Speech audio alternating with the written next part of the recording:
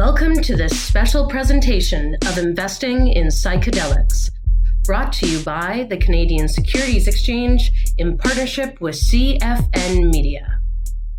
All right, we're live. This is, I can't believe it, but we're actually at the final session for today, Investing in Psychedelics. My name's James Black. I'm with the CSE, and I'm proud to present Investing in Psychedelics alongside CFN Media and our intrepid host, Anna Sarin. Anna's my colleague at the CSE in Vancouver.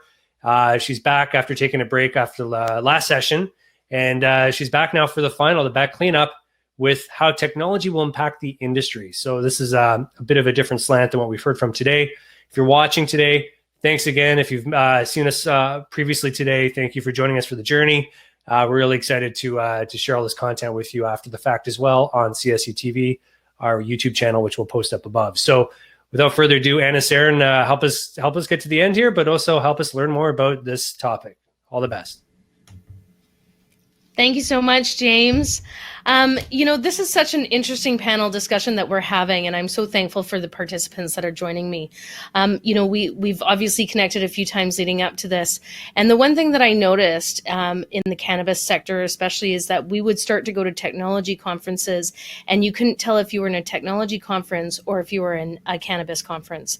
And I think that's just nature of the course, that technology is going to be developed around these emerging sectors, especially the ones where the ability to raise capital and the ability for growth is happening. So I think it's an incredibly important discussion as we wrap up the day, and there was so much content. So I appreciate all of you that are still joining us.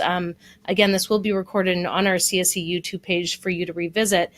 The technology aspect, I think, will have a very big role in this sector. And so without further ado, I'd like to thank my participants for joining me. First of all, Nikolai Vassev, who is founder and CEO of Mindleap Health. Are you there, Nikolai? There you are. Nikolai, where are you? I'm in Vancouver. Well, I'm in Vancouver too. I don't know what building that is, but that's a new view of Vancouver. We should be sitting in a room together doing this. But at least we have a sunny day, so things are looking up, right? It's beautiful. It's summer here. Finally. I'd also like to thank Fabio Chianelli. He is CEO of PharmaTher. Hi, Fabio. How are you? Hi, Anna. Good. Thank you for having me, and hello to everyone. Thank you for joining us. And finally, Ben Nikolaevsky, who is CEO of Pure Extracts. Thanks for having me. It's a pleasure to be here. Did I say your name right, Ben? Close enough. Close enough. Well, listen, I think you heard my preface here. I think this is an incredibly important discussion. The technology, the fundamentals of technology is not my wheelhouse. So I'm probably going to try and steer this conversation where we really get into explaining what it is. Because, for there's going to be opportunity to invest in this sector for a lot of people. There's going to be the technology being created around it. So I want to really be able to explain to them what those opportunities are and what's going to be of value as we see this market grow. Why don't we start off by you each talking about the company that you're with and the type of work you're doing. Fabio, why don't you start off and tell us about what PharmaTher is doing? Absolutely. Again, thank you very much for having us, and we're the last session, so it'll be an exciting one. PharmaTher is focused on repurposing psychedelic-derived drugs with artificial intelligence. Our drug repurposing AI platform, which we name it Panacea, combines multi-layer systems and processes. We're integrating millions of data that uses or performs machine learning, if you will, to discover new uses of these certain hallucinogenic compounds. Now, Panacea serves two functions, both as our internal product pipeline engine, but also it unlocks the partnership opportunities with companies such as pharmaceutical or biotech companies looking to expand their product pipeline or the horizon in the psychedelic arena. Now, with PharmaTher, we've filed already for provisional patents for both Panacea and neurological disorders. Currently, our product pipeline targets indications such as concussion, stroke, and we're also investigating in rare pediatric diseases, which all come with attractive FDA regulatory incentives. Such as expedited approvals, orphan drug, and even breakthrough designation. We are a private company based out of Canada or in Toronto, Ontario. and we are aiming to obtain or list on the CSE this summer. Well, we look forward to hosting you. Thank you. We look forward to it as well. Ben?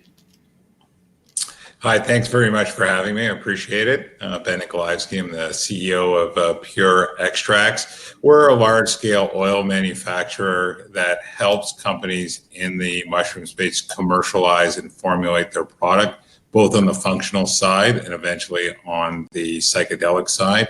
The product set today in the functional mushrooms has started to grow by leaps and bounds, and Pure Extracts is a company that takes these products, extracts the turkey tail, chaba, things of that nature, and brings it into from a therapeutic type product, which they were before, into a concentrated product where the dosage is measured properly, the authenticity of the product is tested, and we have safe, reliable, repeatable product set for the new companies that are coming online that have great ideas in the functionality of it, but from a formulation and commercialization, they don't know how to get there. My company takes those ideas and turns them into science, packages them, and then brings them to market with our partner companies.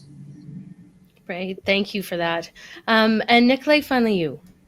Yes. Thank you for having me. I'm really excited to join the panel. I'm the founder and CEO of Mindleap Health. We're developing an advanced digital health platform that allows people to achieve personal transformation and overcome mental health challenges. We're set to launch at the end of the summer. And once we do, we're going to be offering 3 different kinds of mental health services. The first one is psychedelic aftercare, which is a type of therapy that integrates the experiences that people go through during a psychedelic trip into actual changes in their lives. We're also offering addiction and holistic wellness programs, as well as services. What's really unique about Mindleap when compared to all other telemedicine platforms is the data-driven insights that we give each end user, as well as the practitioners.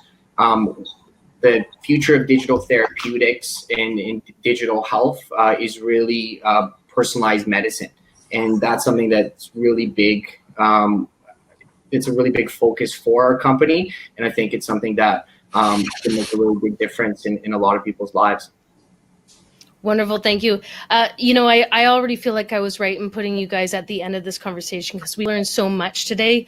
Now we can really dive into what the technology applications will be. I'd like to go back to you, Fabio, if you don't mind for a second, and let's just take this down to a granular level. What is refurbishing of a drug? Okay, well, it's really, we call it either repurposing or repositioning a drug, where you're taking an existing drug and finding new uses for them. And what does that mean in the overall healthcare system, if you will, or even for an investment opportunity, is that you're taking a drug that's has already established safety, and it has maybe established efficacy in an approved drug, or has failed in a clinical study. However, you can take that body of data from the safety level and understand the mechanisms of these drugs and use them for new uses. I mean, the classic example is Viagra, right? It was known for hypertension and whatnot, and it moved to just for erectile dysfunction. But there's so many different uses of drug repurposing, and you see it today even with COVID, right? Everyone's looking for the next therapy. But regardless, in the psychedelics, arena, which is important, is that it's really now coming to its fruition. I mean, psychedelics has been studied since the 1950s and whatnot, and it's only now coming to realization, maybe because of the stigma that cannabis has kind of, reduced and whatnot, and now other people are looking at other horizons for new uses of drugs. And with psychedelics itself, it's well characterized that, for instance, most psychedelic compounds are mostly, say, G protein coupled receptors, right? For example, like psilocybin, where a tremendous amount of research is being done in psilocybin, and it's well known as a strong agonist to the hydroxytryptamine receptors, excuse me for the technical words, but nevertheless, now we want to find new uses for this, say, psilocybin or ketamine. It predominantly was being treated for pain as an anesthetic, and now we see with Janssen coming out with the S-ketamine, the Spravato spray for for depression. So we're finding these new uses for these different compounds, and using not only from scientific literature, but new technologies such as in AI, where you can take all these different data, multiple data, and bring it together to have a well understanding of the drugs and see if they can target not only from a pathway driven, but a profile driven approach to find these new uses for these compounds. So with PharmaTher, that's what our goal is. I mean, we know what certain psychedelics are targeting, and can we find additional uses for these, and to really broaden its potential, if you will, for these compounds, and obviously take advantage of their safety profiles and this proving out its efficacy. That's a great description. So thank you so much for that. And I had a lovely chat with Dr. Dennis McKenna, and most of you probably know him. If you don't, you should look at him. We did do an interview with him. He's an amazing man. He's been in this sector for a long time, and really he brought home this idea that, you know, we were doing tests on this. We were actively moving forward on its capabilities, and now you look 60, 70 years later after the fact, our technological applications and knowledge is going to blow it open, you know, in a completely different way. We have the ability to research this product, you know, in a new kind of amazing way. So Fabio, if I could just stick with you for one more moment. Sure. And again, sorry for my ignorance on the artificial intelligence and technology side. How does the artificial intelligence work on this platform? Right. So, for instance, I mean, if you could imagine all the body of data of all the chemicals that are out there, even if, for instance, in the hallucinogenic, say, umbrella or compounds of or classes, you have over, say, 300 different types of hallucinogenics. Even THC or cannabis is a hallucinogen, considered one, obviously.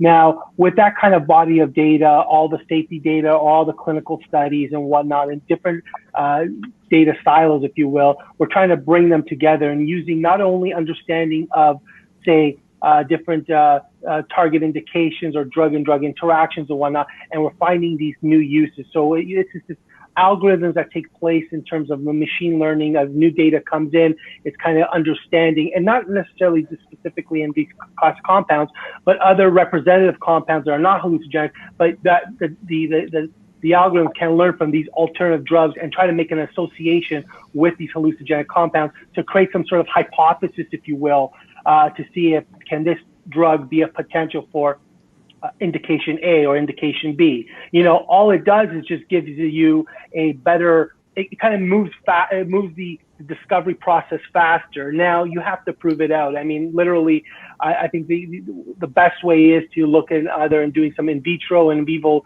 models to kind of prove out the hypothesis, so not only for IP protection, but also give a justification or a rationale to bring it to the clinical studies. So I would see not only for PharmaTher, but in the industry in itself, we're going to have what's being done in the clinical studies with hallucinogens is going to be expanded tenfold, and not necessarily just directed towards, say, psilocybin, ketamine, or LSD, but in a much larger classes of hallucinogenics.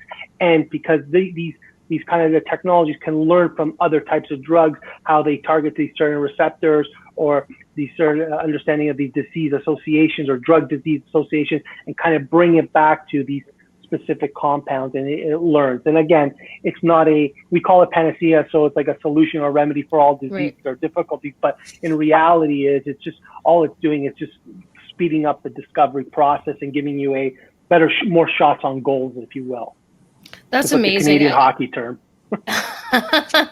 That's amazing. It's amazing what I'm curious to see what data that you guys collect from this. Ben, I'd love to jump to you for a moment. I think that one thing we have grown to understand from the capital markets, but cannabis markets in general, is this idea around extraction. In fact, extraction is something that I started studying probably 7 or 8 years ago when the cannabis space really started to come together, because I really felt that extraction was going to have a massive impact on what the space looked like. And obviously now you're applying that to the psilocybin space. And I think one of the things, we've had so many different discussions today, I think the real value is going to be in extracting and creating a consistent compound or consistent formula however that's going to be distributed, whether it's recreational or whether it's medicinal. And so do you find that this is a launch for you? Because I would imagine that your shareholders, I would imagine that your entourage are very happy to go from one to the other. It feels like a bit of a natural step for you guys. Yes, very much so. Pure got its roots in the cannabis and hemp extraction space, and that methodology is easily transferable over to the functional mushroom and psilocybin sector. So using our technology and our abilities and know-how to be able to move this product set from more of the holistic type medicine for the functional space into a pharma grade or nutraceutical grade product set, and using our expertise to formulate and use nano-emulsion technology and multi-level formulations to put other compounds within the hallucinogenic format and the functional format, gives us a really good step up to the competition. We're the first extractor to actually enter the space from a functional perspective and ultimately from a hallucinogenic perspective. So we're excited about that, and we're able to formulate product sets that will be pharma grade. We have an EU GMP facility that will be certifying this year to be able to produce that pharma grade product for our customers. So it's quite exciting from that perspective.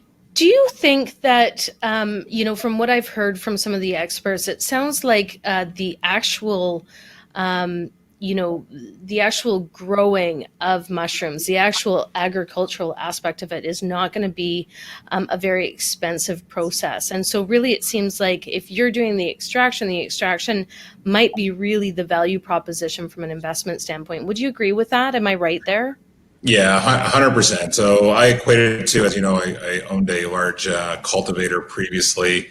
And we saw that in the cannabis business where, the actual grow got less and less important and it's commoditized. The eventual pricing pressure that mushrooms will come under will be the same because it's not that difficult. Obviously, you have to do it in a controlled environment and the lack of pesticides and whatnot. So it is a bit difficult to grow, but it's not any more difficult than growing cannabis. You're seeing a lot of the cannabis cultivation folks moving over to growing functional and hallucinogenic product set under the processes that they've learned from cannabis. And it's not any different. Where the value add is and where it is in hemp and cannabis is in the extraction and formulation and ultimately providing a product, a CPG type product or a medical product for the hallucinogenic part to the customer set. And that's where the value add, really, shows.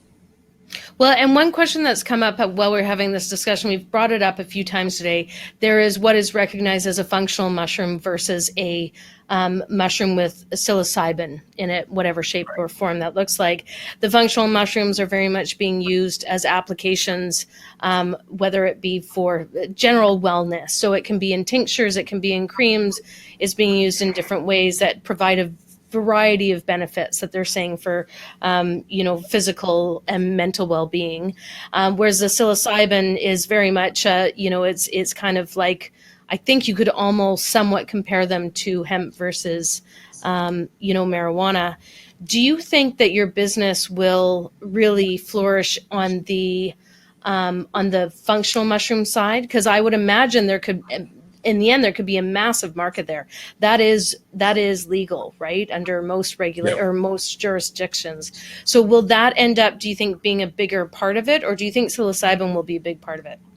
So I think, functional will be a bigger part at first. We have the ability to produce it now. We have our new companies that are coming to market in our own branded product. It's easily put to the CPG market set and delivered to the customer. And that market is growing by leaps and bounds. If you went into your local GNC or vitamin shop, a year ago, there might have been 5 or 6 different functional mushrooms. If you go in today, there's like 30. So, and then now if you're on Instagram, there's ads for infused coffee, beverages, you name it, it's there. And I kind of equate functional mushrooms to the CBD boom of a couple of years ago, where CBD came online and then it ended up in everything. And in some parts, it shouldn't have been in, but there was a huge, massive acceptance of CBD Functional mushrooms will go the same way. We're going to be the provider of that from an extraction perspective and a formulation perspective. The psilocybin part of our business will grow over time. We've made partnerships with several functional labs that are already testing and writing papers on the development of formulations for hallucinogenic product set and treating, different ailments for mental health. And that'll come on in time as it gets less regulated, and Health Canada and the FDA, loosen the regulations up as they did in cannabis. We'll be there to use the experience that we've had in functional mushrooms to be able to use that in a formulation of different, hallucinogenic products. That's amazing. Well, it'll be interesting to watch how that plays out, because that is one place where it does have a similarity to the cannabis sector, those two sides of the coin, and the functional mushroom really could take a massive play just like the CBD did. So it'll be interesting to watch that play out. Nikolai, I'd like to finish off with you as we dive a little bit further into this. And I think this is a discussion we've had that's very important all day. There is, from everyone's agreement, this is not a one-step process. Whatever health, other than the functional mushroom side, perhaps, there is no one pill that will provide the guidance and ailment that a lot of the research is being done around this. And I think the app that you're creating and the online content that you're creating to help people, it really is for after the dosage. Is that correct? Yeah, that's correct. So you've got it spot on. Psychedelics are a tool for the therapy. It's not really a magic pill that you take and then all of a sudden all your lifelong problems get solved. All of the current clinical trials that are out there, whether it's the MAPS MDMA phase 3 or the 2 psilocybin phase 2 trials, they actually include integration as part of it.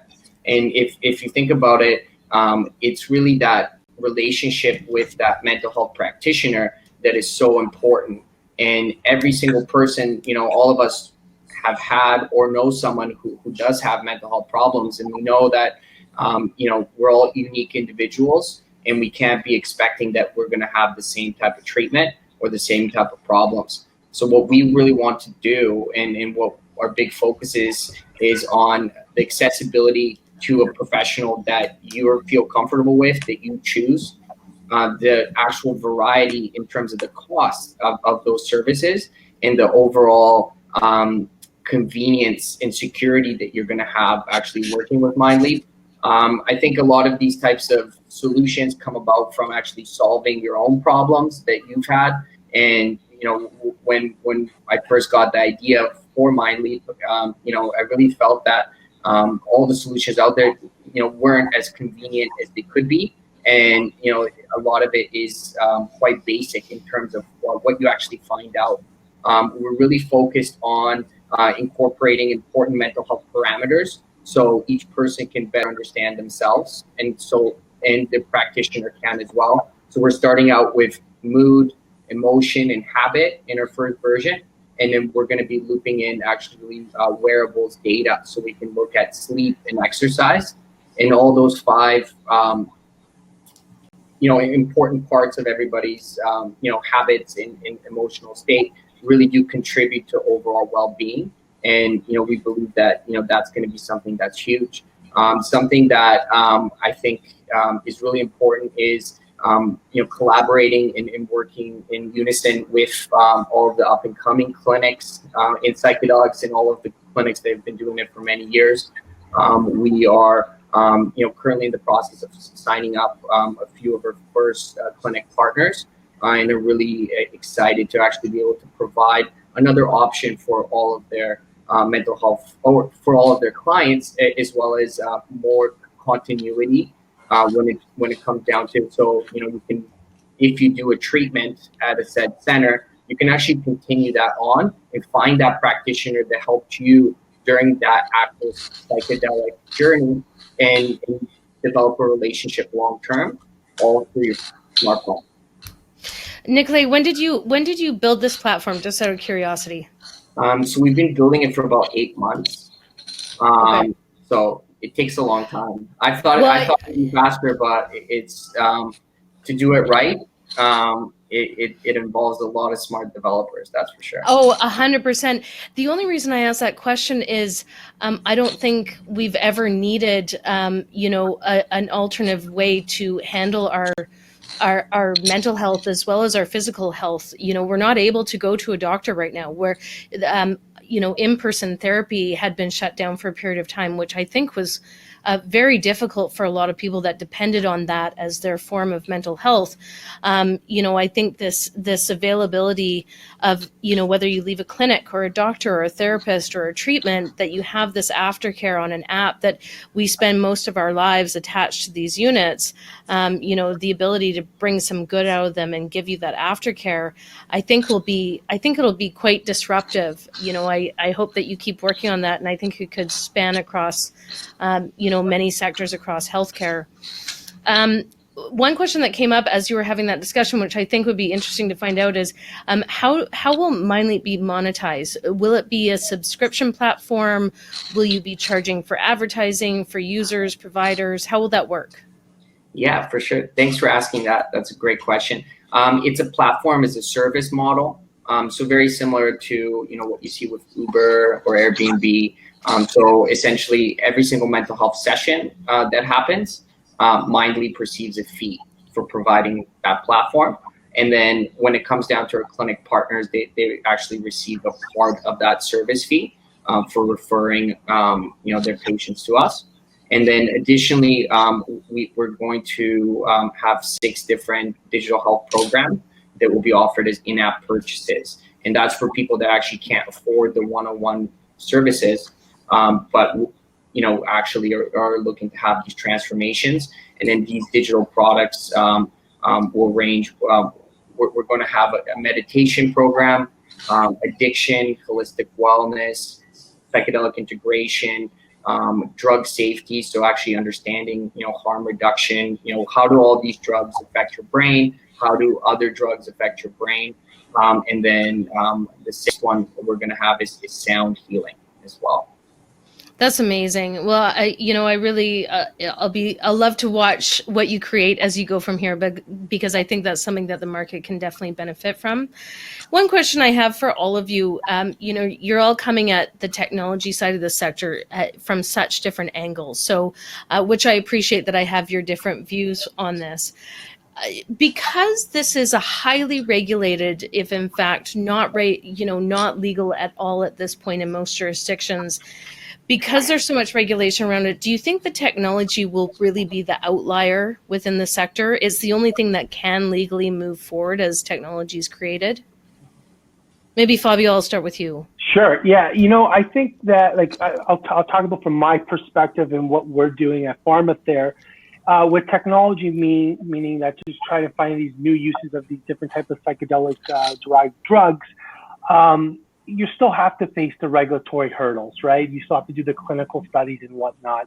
And I think that what pushes is that as long as you can bring a drug, a psychedelic drug that's proven to be safe and efficacious, it kind of lessens or reduces the bar, if you will, from the regulatory FDA type perspective. Now, from a federal type legislation, that those are 2 separate entities, if you will, or groups that have to come to the meeting of the minds. But from a drug regulatory, is if you can have that drug approved, that essentially, from a federal point of view, that you can have it available to the mass markets. And that we've seen with CBD, which it was non-psychotic, psychoactive, if you will, and it was approved for epilepsy, and it was a Schedule 1.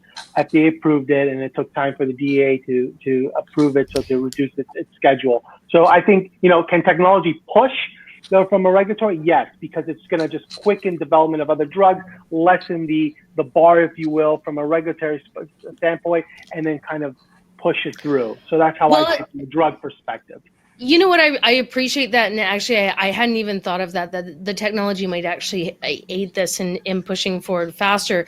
My question is, from an investment model, do you think, as we're starting out in the sector and at such early stages, that potentially the outliers will be the technology because it's fully legal to create the technology around it, and the technology will propel the research and development being done in the sector? Do you think that you guys will be actually the launch off the ground there?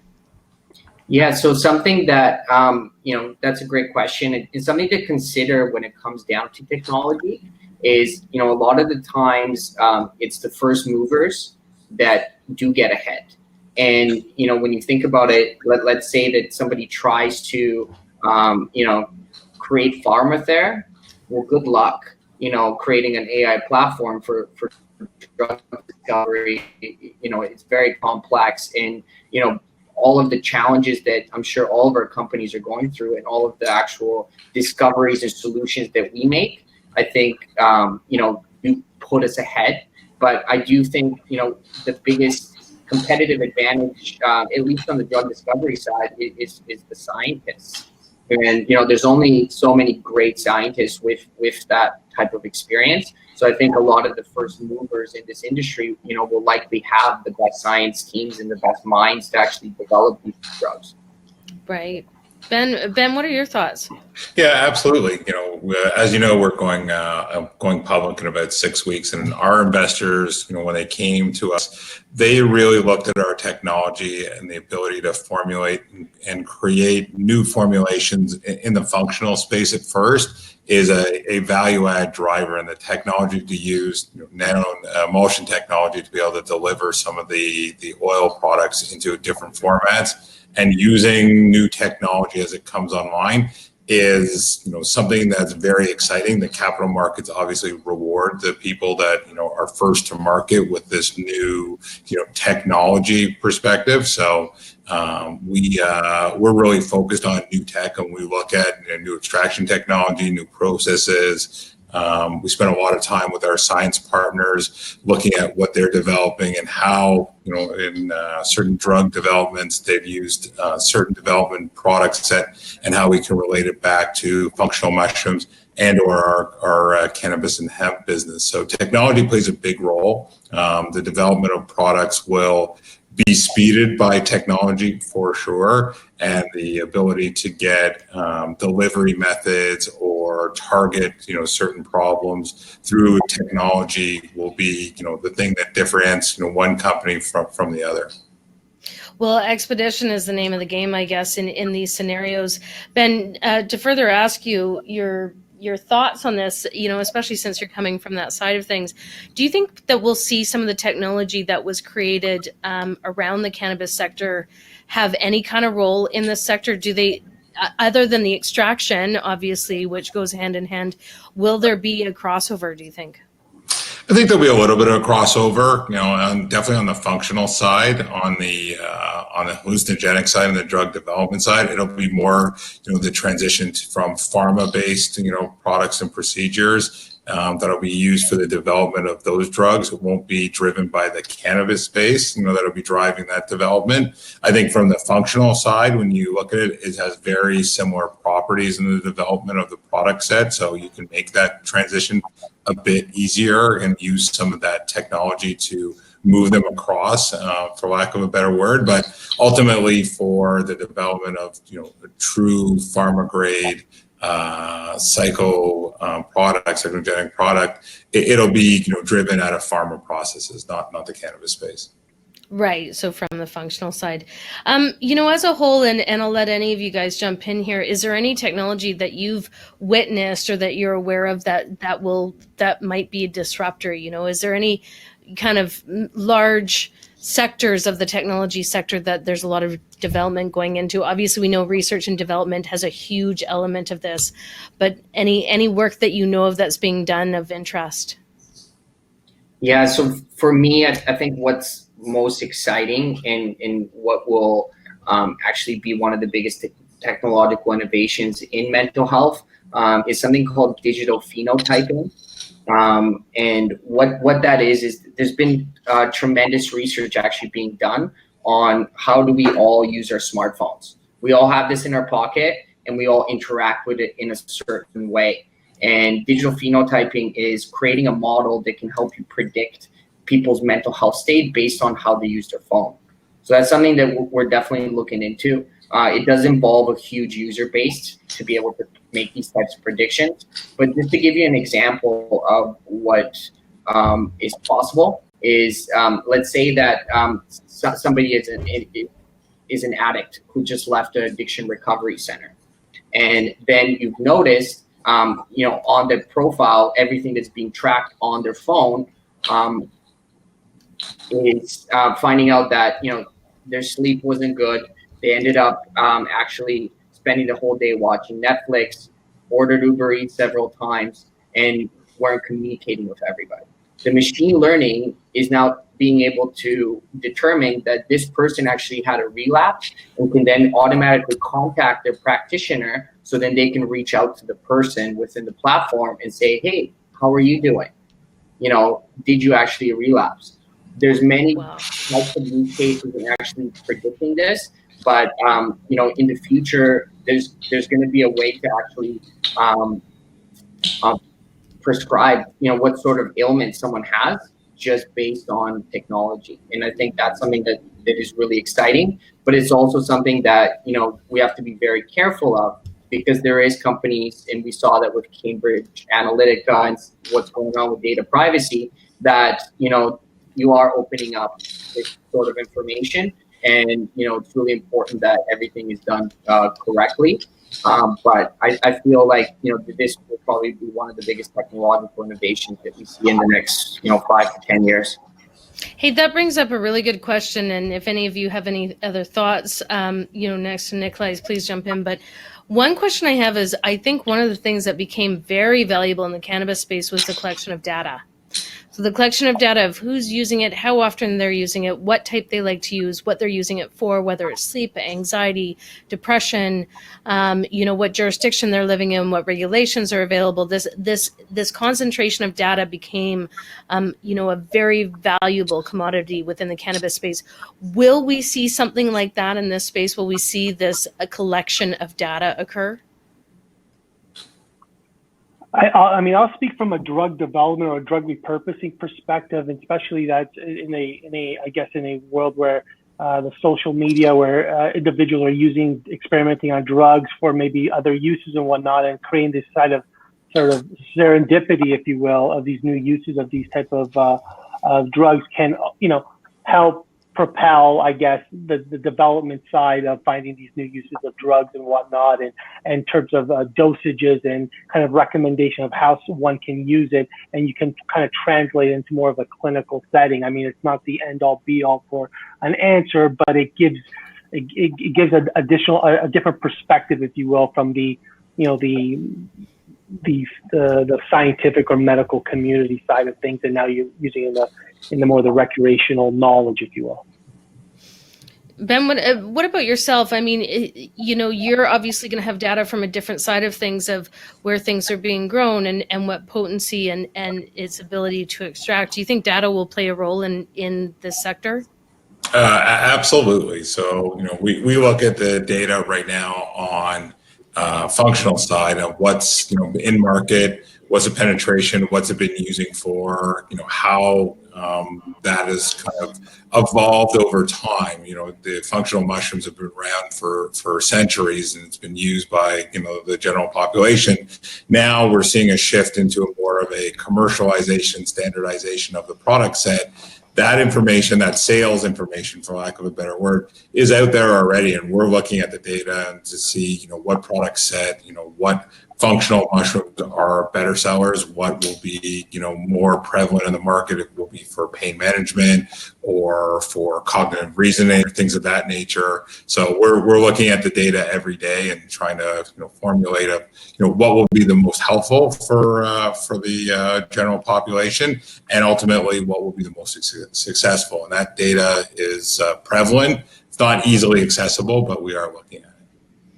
That's amazing. Listen, all of you have been so lovely to chat with, and I learned a ton today. Obviously, technology in all sectors is, a big element of it all. And, with the research and development being done, obviously you are all a crucial part of that. So thank you again for your time. James says, come on now. So I'll let him wrap up the event, but I appreciate all of your thoughts. Thank you, Anna. My pleasure, Anna. Thank you. Yeah.